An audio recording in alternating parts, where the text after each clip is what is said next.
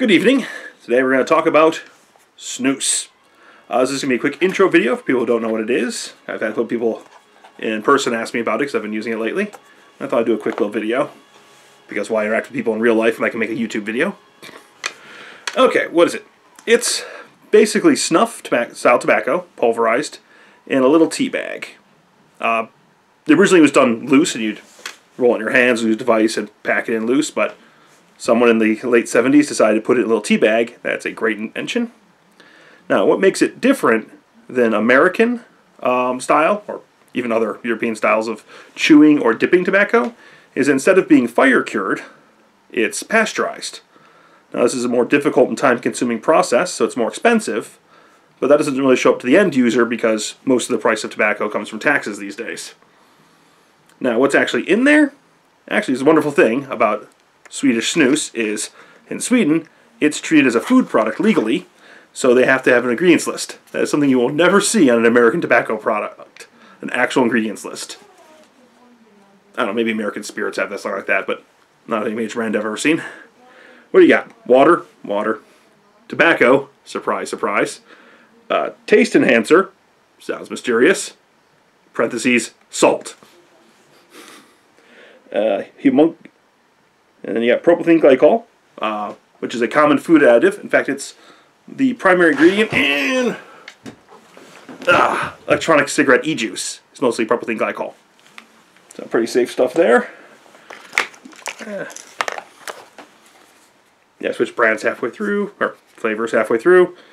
And natural and artificial flavors. Now, pretty straightforward. And one of the great side effects of it being pasteurized as opposed to fire cured is the fire curing actually creates some of the carcinogenic byproducts that cause many of the negative health effects of dipping tobacco. So it's safer. How much safer?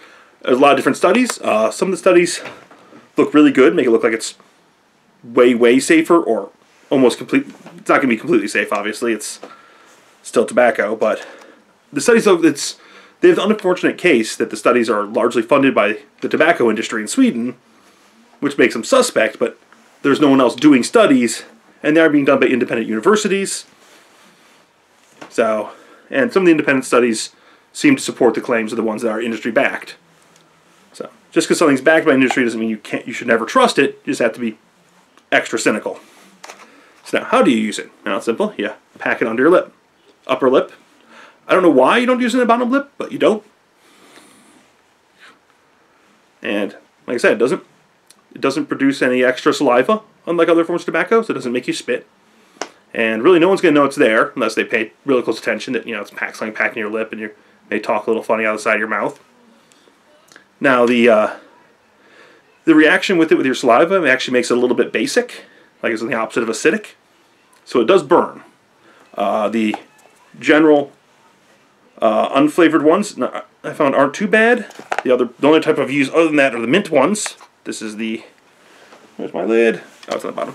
Wintergreen. The wintergreen flavor actually adds a significant burn on top of that at first. It's almost unpleasant to start with, but it fades pretty quickly. You get a little bit of flavor in your mouth. The mint definitely gets a strong aroma, which creates a flavor. The natural ones, you get a little bit of tobacco drip into your mouth. It's not unpleasant. It's a little salty because of the salt they add to it. But it's a really good like pipe tobacco style tobacco flavor. Nice and natural. And I found after about a minute or so, you start getting the nicotine feeling. I found that after about 10 or 15 minutes, I start to get lightheaded. Because I'm not a heavy nicotine user. Yet. Getting there. Not intentionally, but I do love this stuff. And after about 15 minutes, I'll take it out. Now here's a great thing. More of that awesome Swedish consciousness thing. You got a thing in your mouth, it's used up, it's wet, it's moist, it's full of tobacco, it's not a pleasant thing. You want to put it in the garbage. Say you're driving, or you're not near a garbage can, or you're out walking. You don't want to spit on the ground. Now, everywhere you go in America, there's cigarette butts everywhere. Even now, so if you feel smoke, you still see cigarette butts everywhere. Some of the cigarette butts have been on the ground since the 70s. But these, genius design, the top pops off into a separate compartment. You put the dead portion in there, put it back in your pocket. Later on, you get home or you get to an office or there's a trash can, pop it open, drop it in the garbage. I'll put this one back in because it's barely even started. Now, as for the types, now I'm not a real expert. I've only used 3 flavors of one brand. I'll definitely be, hopefully by another month or so, I'll be more of an expert as I'll try it a lot more. But there's 2 basic portions. There's the normal and the white portion. The difference between a white portion and a normal portion is the normal portions are pre-moistened, and they're actually darker, and the white portions are white. Though apparently there are darkened white portions where they'll actually use darker paper, or not paper, cloth. Literally, I don't know what it's made. Same stuff tea bags are made out of, basically. And the normal moisture ones, they kick in faster. The white portions take a little longer. You get a slower release.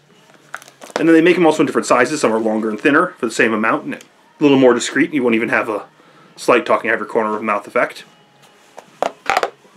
And all the flavors I've seen, I've been able to get my hands on either plain or some variant of wintergreen or mint or Nordic mint or something mint or spearmint or extra mint. Though I have seen other flavors online, coffee flavored ones, whiskey flavored ones. Definitely want to try those. I love coffee and I love whiskey. I